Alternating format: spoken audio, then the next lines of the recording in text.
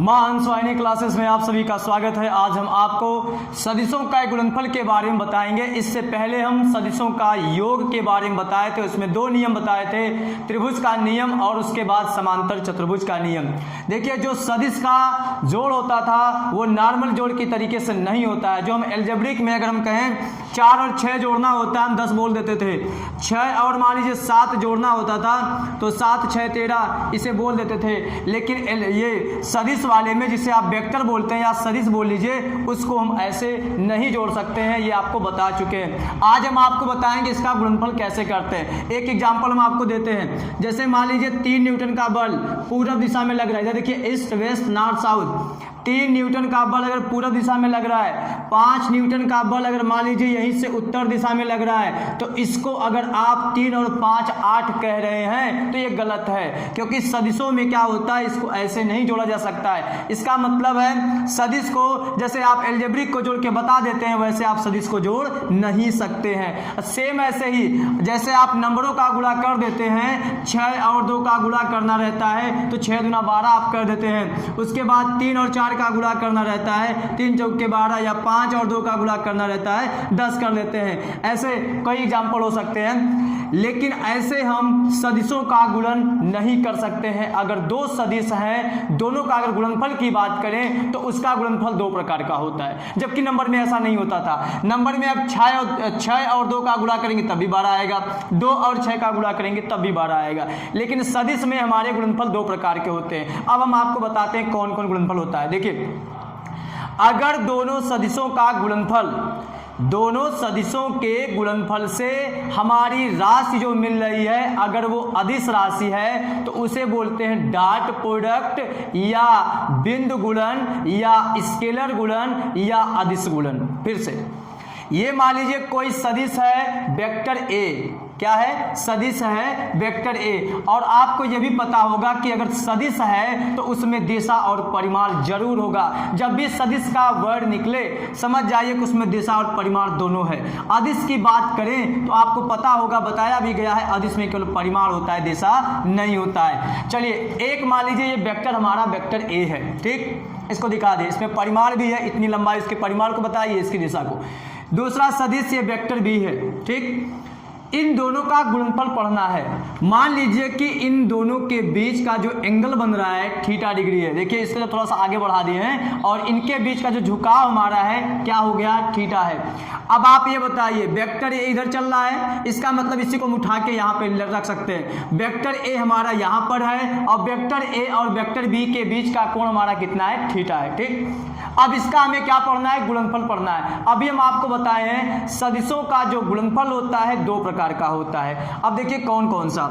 एक तो होता है डॉट प्रोडक्ट। अगर हम vector A dot vector B की बात करेंगे, vector A dot vector B की बात करेंगे तो इससे जो राशि मिलेगी उससे हम बोलेंगे अदिश राशि।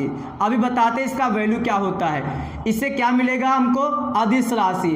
अदिश राशि शब्द आ गया तो आपके माइंड में आ गया होगा कि अदिश राशि में तो सिर्फ परिमाण होता है, दिशा नहीं होता है, तो ये सही बात है। अगर इन्हीं दोनों का प्रोडक्ट, वेक्टर ए और वेक्टर बी का प्रोडक्ट अगर क्रॉस में है, मतलब दोनों सदिशों का गुणनफल अगर क्रॉस अगर है, तो इससे जो राशि मिलेगी वो हमारी हो जाएगी सदिश राशि। क्या होगा, सदिश राशि। तुरंत आपके माइंड में आया होगा सदिश राशि का मतलब तो इसमें परिमाण दिशा दोनों होता होगा, सही बात है, ठीक ना। तो दोनों वेक्टरों का गुणनफल अगर डॉट प्रोडक्ट है तो उसे अदिश राशि मिलती है, और दोनों वेक्टरों का गुणनफल अगर क्रॉस प्रोडक्ट है तो उसे जो राशि मिलेगी सदिश राशि मिलेगी। अब देखिए इसका जो फार्मूला आता है वो क्या आता है।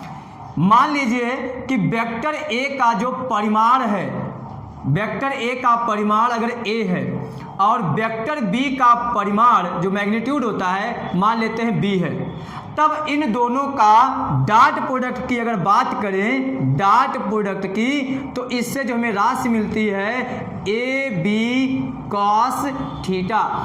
जो उनके बीच का कोण है उसमें थीटा लगा देंगे। कोण क्या था? थीटा था, इसलिए यहाँ पे cos थीटा। और ए बी क्या है? वेक्टर ए का परिमाण है। बी क्या है? वेक्टर बी का परिमाण है। इसका मतलब दो वेक्टरों का अदिश गुणन, इसे बोलते क्या है? अदिश गुणन भी बोलते हैं। देखिए क्या क्या बोलते हैं इसे हम अदिश गुणन बोल सकते हैं, अदिश गुणनफल, ठीक ना। और या इसी को हम डॉट प्रोडक्ट बोलते हैं। क्या बोलते हैं? डॉट प्रोडक्ट का मतलब गुणनफल, ठीक ना। और इसी को हम स्केलर गुणनफल बोलते हैं, स्केलर गुणनफल। क्या बोलते हैं? स्केलर गुणनफल। या इसी को हम बिंदु गुणन बोलते हैं। क्या बोलते हैं इसको? बिंदु गुणन। डॉट का हिंदी शब्द बिंदु गुणन हो जाएगा, ठीक ना।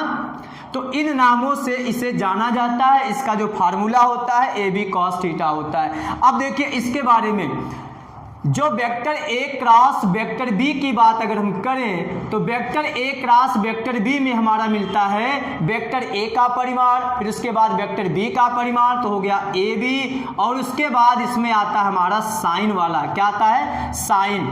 यहाँ पे साइन थीटा।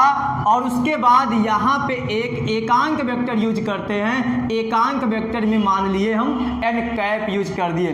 तो vector A cross vector B, अगर क्रॉस वाली बात है तो इससे जो हमारी राशि मिलती है, सदिश मिलती है, इसलिए यहाँ पर ए बी साइन थीटा और इंटू आई ये एन कैप, ठीक ना।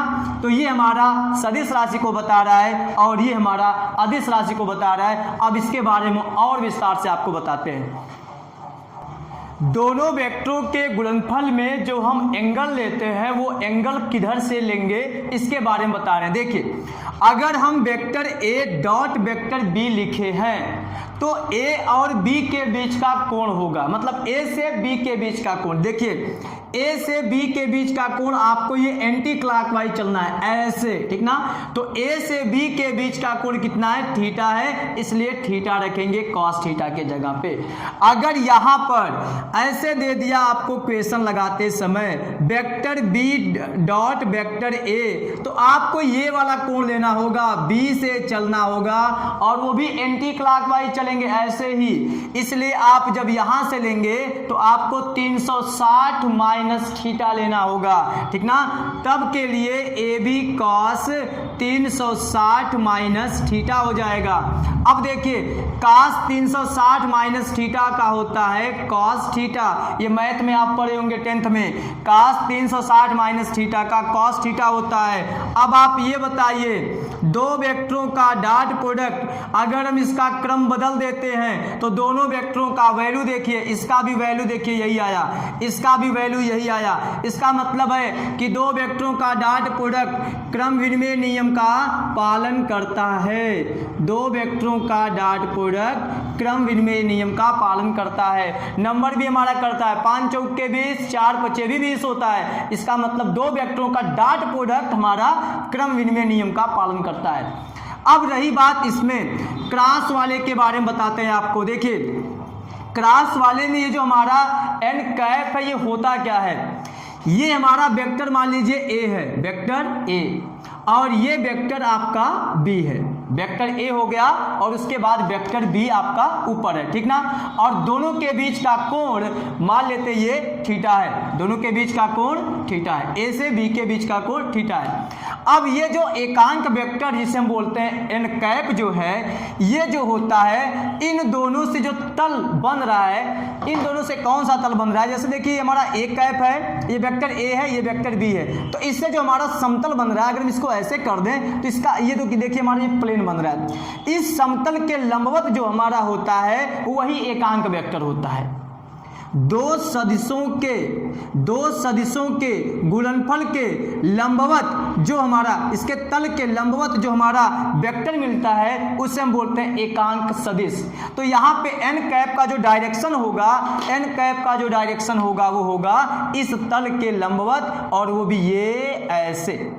तो यहाँ पे कौन होगा? एन कैप का डायरेक्शन, और ये vector A cross vector B का डायरेक्शन भी हमारा इधर ही होगा। इसका मतलब vector B, A cross vector B, ठीक ना। तो आपको ये समझ में आ गया होगा कि एन कैप है क्या, दो वेक्टरों के गुणनफल का जो तल बन रहा है इसके लंबवत हमारा एन कैप होता है। एन कैप इसलिए लिखते हैं, अगर ये नहीं रहेगा तो ये सदिश राशि कहलाएगी नहीं, ये सब हमारा परिमाण है। परिमाण में जब एकांक वेक्टर से गुणा करते हैं तो हमें मिलता है सदिश। देखिए कैसे, अगर हम कहें ए कैप की बात, तो एकांक वेक्टर में आपको पढ़ाए हैं कि वेक्टर या एक कैप बराबर होता है किसी वेक्टर में उसके परिमाण से भाग देने पर क्या मिलता है, एकांक वेक्टर। तो इसका उल्टा अगर हम ये कहें, हमको अगर वेक्टर निकालना है तो वेक्टर के परिमाण और एकांक वेक्टर, देखिए त्रिगुणा, एकांक वेक्टर का गुणनफल हमारा क्या कहलाएगा, वेक्टर ना। तो वेक्टर तभी मिलेगा जब एकांक वेक्टर और परिमाण रहेगा। तो इसमें देखिए परिमाण इतना हो गया, ये एकांक वेक्टर हो गया, तो ये हमारी राशि को क्या मिलेगी, सदिश राशि होती है। इसीलिए दो वेक्टरों का क्रॉस प्रोडक्ट हमारा सदिश राशि होती है। अब आपको इसके बारे में बताते हैं कि सदिश का सदिश के साथ योग क्या होगा और सदिश का अदिश के साथ योग क्या होगा। देखिए, अगर हम सदिश और सदिश की बात करें, सदिश और सदिश की बात करें तो सदिश मिलता है कैसे, 3 न्यूटन का बल, देखिए डायरेक्शन कुछ भी हो वो तो अलग बात है, 3 न्यूटन का बल मान लीजिए अगर पूर्व दिशा में लग रहा है, फिर उसके बाद 4 न्यूटन का बल मान लीजिए वो भी पूर्व दिशा में लग रहा है, तो दोनों सदिश राशि है, तो दोनों हमारा जुड़ जाएगा। अगर मान लीजिए दोनों का डायरेक्शन अलग अलग होगा तो घटेगा, लेकिन जो मिलेगा वो तो सदिश ही होगा। इसका मतलब अगर ये सदिश है, ये सदिश है, तो जो हमें राशि मिलेगी क्या मिलेगी, सदिश मिलेगा। क्यों, ये जुड़ जाएगा, ये हो जाएगा 7 न्यूटन और उसमें भी हमारा डायरेक्शन ही होगा, वो भी हमारा पूर्व दिशा में लगेगा, ठीक है। अब उसके बाद अदिश और अदिश का योग जो होता है, या अगर अदिश और अदिश को जोड़ा जाता है अदिश मिलता है। कैसे, अदिश का मतलब कोई नंबर समझ सकते हैं, अदिश में दिशा नहीं होता है। तो अगर हम 5 और 4 की बात कर लें, 5 4 9, ये हमारा अदिश है, ये भी अदिश, ये भी अदिश है। अब उसके बाद अदिश और सदिश की बात करें, देखिए मान लीजिए 4 किलोग्राम मान लीजिए गेहूं है, उसमें अगर हम कहें 5 न्यूटन का बल जोड़िए, तो आपको तुरंत सुनने के बाद ये तो बहुत अजीब सा लगेगा कि सर ये 4 किलोग्राम गेहूं और 5 न्यूटन बल, ये दोनों कहां जुड़ेंगे। सही बात है, क्योंकि ये दोनों अलग अलग भौतिक राशि है, ये जुड़ेगा नहीं। लेकिन अगर हम कहें उससे मिलेगा क्या, तो अगर आपको डायरेक्शन की बात देखा जाए तो दोनों में तो देखिए, इसमें तो डायरेक्शन नहीं है, इसमें डायरेक्शन नहीं है, बट इसमें डायरेक्शन है, तो आप कह सकते हैं कि सदिश मिलेगा, ठीक ना। लेकिन इसको अगर देखा जाए तो सदिश यहां पे होगा इसके हिसाब से, लेकिन अदिश हमारा उसमें जुड़ेगा नहीं। सदिश और अदिश की बात करें तो वही बात उल्टा है कि अगर हम सदिश में अदिश जोड़ेंगे तो सदिश मिल सकता है, ठीक ना। लेकिन अगर उसके मल्टीप्लाई की बात करें तो मल्टीप्लाई में आप देखें दो सदिशों का गुणनफल हमारा 2 प्रकार का होता है, डॉट प्रोडक्ट और क्रॉस प्रोडक्ट। अब हमें यहाँ पे आज पढ़ना है केवल डॉट प्रोडक्ट के बारे में। क्या पढ़ना है, 2 सदिशों का अदिश गुणन, इसके बारे में विस्तार से आपको पढ़ाएंगे। देखिए अब आगे, तो 2 सदिशों के गुणनफल में ये हमारी पहली टॉपिक है, बारी बारी से पढ़ेंगे। देखिए 2 सदिशों का स्केलर गुणनफल, क्योंकि सदिशों का गुणनफल बता चुके हैं 2 प्रकार का होता है, वो तो एक तो हमारा अदिश गुणन या स्केलर गुणन और दूसरा होता है सदिश गुणन।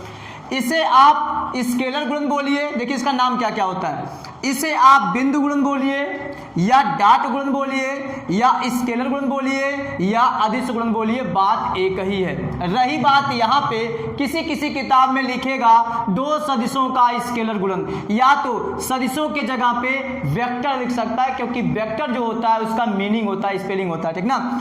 तो सदिश वेक्टर बात एक ही है, वेक्टर सदिश वेक्टर बात एक ही है। स्केलर या अदिश बोलिए, अदिश को स्केलर बोलिए, बात एक ही है। समझ में आया।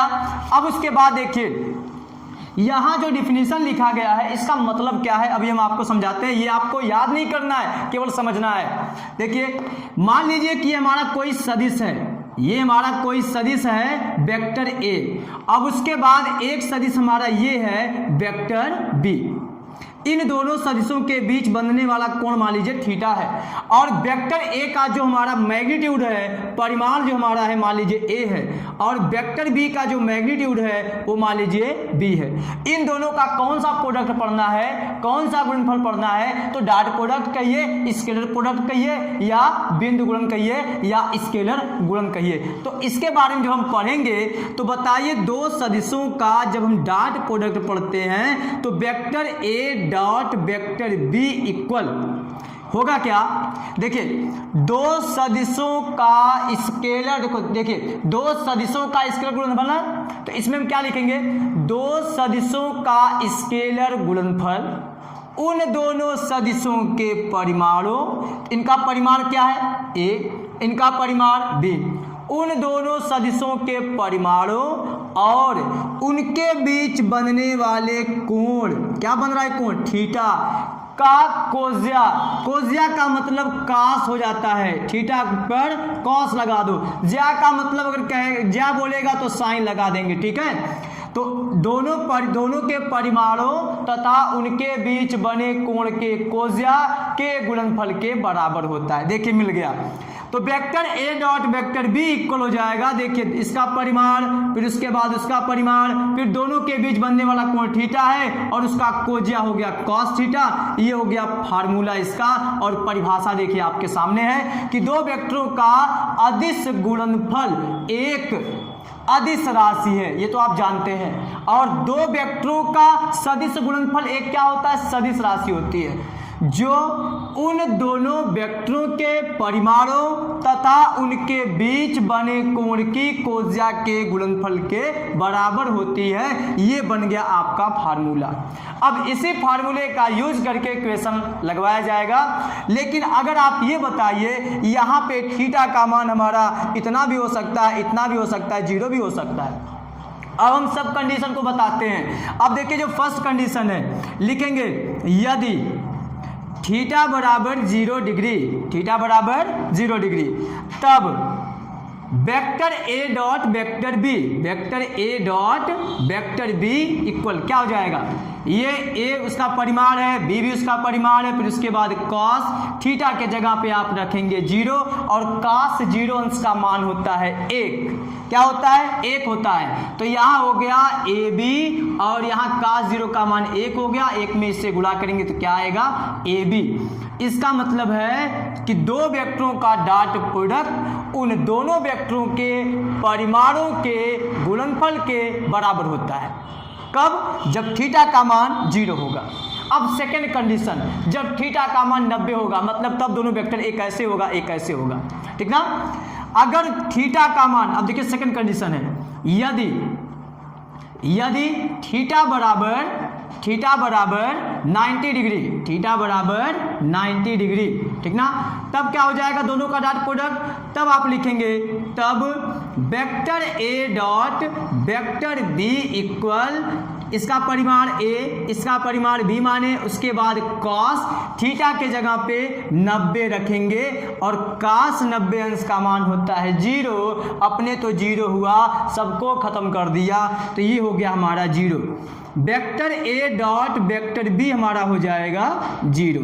ये कब है, जब दोनों वेक्टर अगर लंबवत हैं, परस्पर लंबवत हैं, तो उसका डॉट प्रोडक्ट 0 होता है। ये बहुत ही इंपॉर्टेंट है, इस पर सवाल लगवाएंगे, बहुत ज़्यादा सवाल इस पर दिया है। दो वेक्टरों का डॉट प्रोडक्ट 0 होता है कब, जब दोनों वेक्टर परस्पर लंबवत होते हैं, और दो वेक्टर का डॉट प्रोडक्ट उन दोनों वेक्टरों के परिमाणों के गुणनफल के बराबर कब होता है, जब उनके बीच का कोण 0 डिग्री होता है।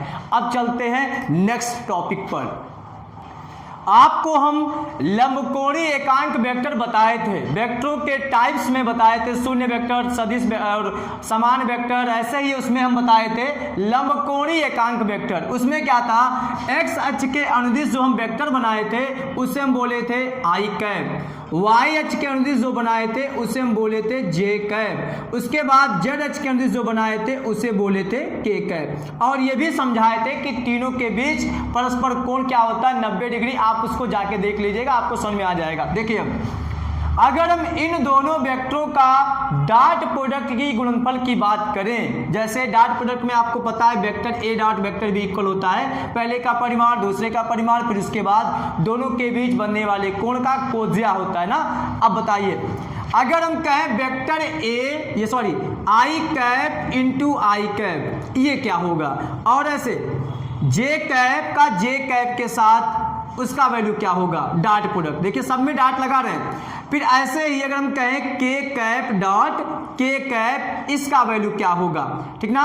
और सेम ऐसे ही अगर हम आपसे पूछें आई कैप का जे कैप के साथ डॉट प्रोडक्ट क्या होगा, ठीक ना, और जे का के साथ और के का आई के साथ। तो जब आई का आई के साथ डॉट प्रोडक्ट की बात कर रहे हैं तो देखिए ये मान लीजिए कोई वेक्टर ए है इधर, ठीक ना, और इसका उसी के साथ डॉट प्रोडक्ट करना हो तो vector A dot vector B A जब आप करेंगे तो बताइए अगर उसी का उसी के साथ पूछे एंगल तो एंगल हो जाएगा 0। जैसे हम अगर आपसे ये पूछें कि हमारे ही साथ एंगल कितना बन रहा है, 0 डिग्री है। अगर मान लीजिए हम पहले ऐसे रहे, अब फिर मान लीजिए ऐसे घूम जाए, फिर उसके बाद first position and second position के बीच जो हमारा एंगल क्रिएट होगा वो 90 हो जाएगा। लेकिन ये हमारा ए का डायरेक्शन भी उधर है और दूसरा ए का भी डायरेक्शन हमारा उधर ही है, तो दोनों के बीच का कोण 0 डिग्री हो जाएगा। अब आपको यहाँ पे समझ में आ गया होगा कि अगर आई कैप डॉट आई कैप की बात करें तो आई कैप होता हमारा एकांक वेक्टर। यहाँ पे आप देखते जाइएगा, यहाँ पे वेक्टर ए है, ए का परिमाण चाहिए तो आई कैप का परिमाण होता है 1। किसी भी एकांक सदिश का परिमाण जो होता है 1 होता है। जे ये आई कैप है, इसका भी परिमाण 1 हो गया। फिर उसके बाद रह गई बात कॉस थीटा की, तो आपको थीटा समझ में आ गया होगा, थीटा 0 होगा क्योंकि किसी सदिश का उसी सदिश के साथ जो कोण होता है 0 डिग्री होता है। तो यहाँ हो गया cos 0 और cos 0 अंश का मान 1 होता है, इसलिए पूरा गुणा करेंगे तो 1 हो जाएगा। तो आई का आई के साथ डॉट प्रोडक्ट 1 होता है, जे का जे के साथ डॉट प्रोडक्ट भी हमारा डॉट प्रोडक्ट 1 ही होगा, के का के साथ डॉट प्रोडक्ट या अदिश गुणन या स्केलर गुणन सब बात एक ही शब्द है, इसका हमारा भी 1 हो जाएगा। आपको ये समझ में आ गया होगा। अब हम बताते हैं आपको ये आई का जे के साथ डॉट प्रोडक्ट क्या होता है। आई कैप का परिमाण जो होगा 1, जे कैप का परिमाण 1, बट दोनों के बीच अगर हम कोण की बात करें, आई और जे के बीच के कोण की बात करें तो 90। आई का जे के साथ 90, जे का के साथ 90, आई का के साथ या के का आई के साथ 90, सबके बीच 90 बनता है, इसलिए यहाँ पे रखेंगे cos 90। और cos 90 अंश का मान होता है 0, इसलिए पूरा खत्म कर देगा। तो कभी भी बात अगर आए डॉट प्रोडक्ट की और वो भी अलग अलग आई जे का के का आई के साथ, तो आप समझ जाइएगा उसका डॉट प्रोडक्ट हमारा 0 होता है। लेकिन अगर उसी का उसी के साथ डॉट प्रोडक्ट आए तो उसका वैल्यू 1 होता है। जब हम आपको पढ़ाएंगे सदिशों के गुणनफल में तो बताएंगे क्रॉस प्रोडक्ट में क्या होता है उसका बिहेव। तो ये थी हमारी आज की लास्ट टॉपिक। अगर आपको समझ में आया हो तो प्लीज़ चैनल को सब्सक्राइब कीजिएगा और ज़्यादा से ज़्यादा शेयर कीजिएगा। Thanks you.